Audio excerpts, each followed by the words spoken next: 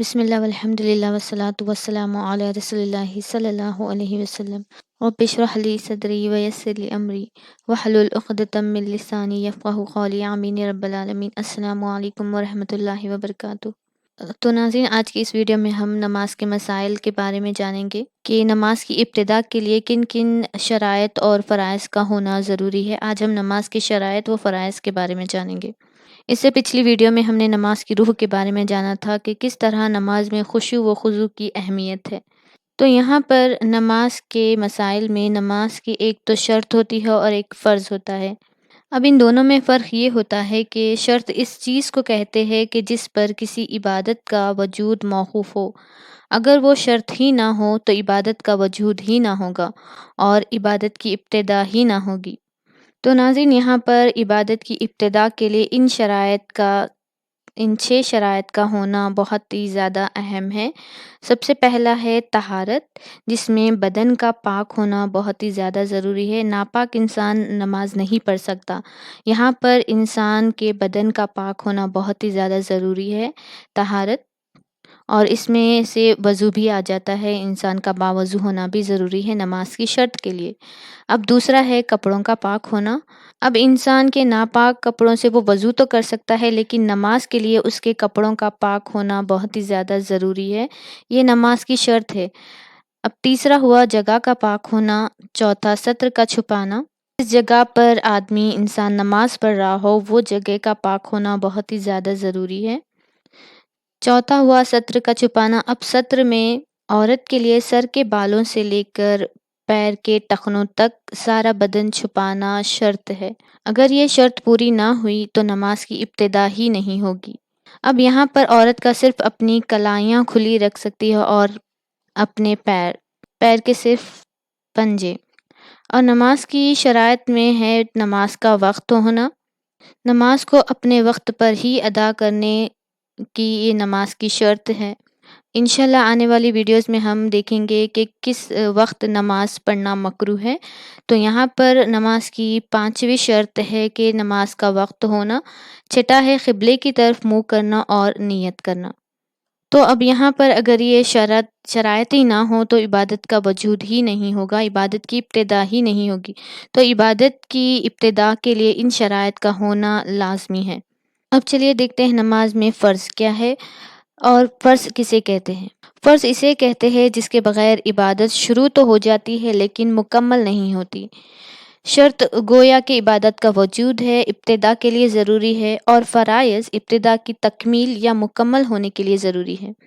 تو شرط عبادت سے پہلے ہوتی ہے اور فرض عبادت کے شروع ہونے کے بعد شروع ہوتا ہے، عبادت کے اندر ہوتا ہے۔ مطلب آپ کی نماز کو مکمل کرنے کے لیے ان فرائض کا ہونا ضروری ہے۔ یہ دیکھتے ہیں وہ فرائض کتنے ہیں اور کیا ہیں۔ تو نماز میں کل 7 فرائض ہے۔ پہلا ہے تکبیر تحریمہ کہنا۔ انشاءاللہ آنے والی ویڈیوز میں ہم اس کا طریقہ بھی جانیں گے کہ کس طرح تکبیر تحریمہ اور کتنی آواز میں کہنا ہے۔ دوسرا ہے قیام کرنا۔ قیام یعنی کھڑا ہونا، نماز کے دوران کھڑا ہونا ضروری ہے۔ اب رہی بات ایسے لوگوں کی جو کھڑے نہیں ہو سکتے، ان کے لیے کرسی پر بیٹھ کر نماز پڑھنا یا پڑھنے کو علماء نے اجازت دی ہے۔ تیسرا ہوا تلاوت قرآن پاک کرنا، یہ فرائض میں سے ہے۔ چوتھا ہے رکوع کرنا، سجدہ کرنا، قید آخرہ یعنی اتحیات میں بیٹھنا۔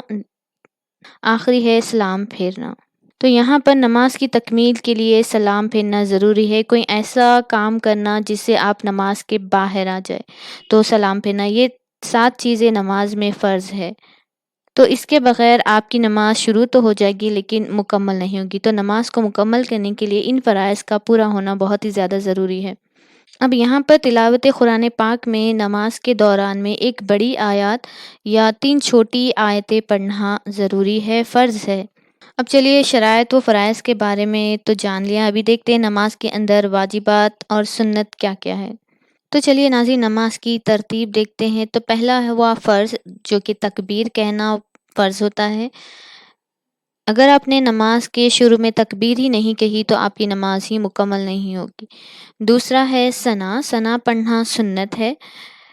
نیکسٹ تعوذ تسمیہ، وہ بھی پڑھنا سنت ہے۔ الحمد شریف یہ پڑھنا واجب ہے۔ اب یہاں واجب، جیسا کہ میری پچھلی ویڈیو میں نے بتایا تھا کہ واجب فرض کے قریب میں ہے، یعنی اگر واجبات کا ترک ہو تو نماز ٹوٹ جائے گی، نماز کو لوٹانا ہوگا۔ اب یہاں پر الحمد شریف کے بعد آمین کہنا یہ سنت ہے۔ ضم سورہ سے پہلے تسمیہ پڑھنا یہ بھی سنت ہے۔ ضم سورہ پڑھنا یہاں پر واجب ہے۔ ضم سورہ مطلب الحمد شریف کے بعد کوئی بھی اور سورہ اس کے ساتھ ملا کر پڑھنے کو ضم سورہ کہتے ہیں۔ جو بھی سورہ آپ کو یاد ہو، سورہ ناس، سورہ فلق اور سورہ اخلاص، یہ سب پڑھنا ضم سورہ واجب ہے۔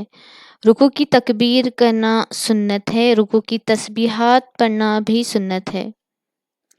رکوع کے بعد سر اٹھانے کے بعد سمیع اللہ لمن حمیدہ پڑھنا سنت ہے۔ سجدے کی تکبیرات سنت ہے۔ تشہد اتحیات پڑھنا واجب ہے۔ درود شریف پڑھنا سنت ہے۔ دعائے ماسورہ پڑھنا بھی سنت ہے، اور یہاں پر نماز کے آخر میں جو سلام کہتے ہیں وہ واجب ہے۔ علیکم ورحمۃ اللہ پڑھنا سنت ہے۔ اب یہاں پر اگر واجبات چھوٹ جائے یا ترک ہو جائے تو نماز لوٹانی ہوگی۔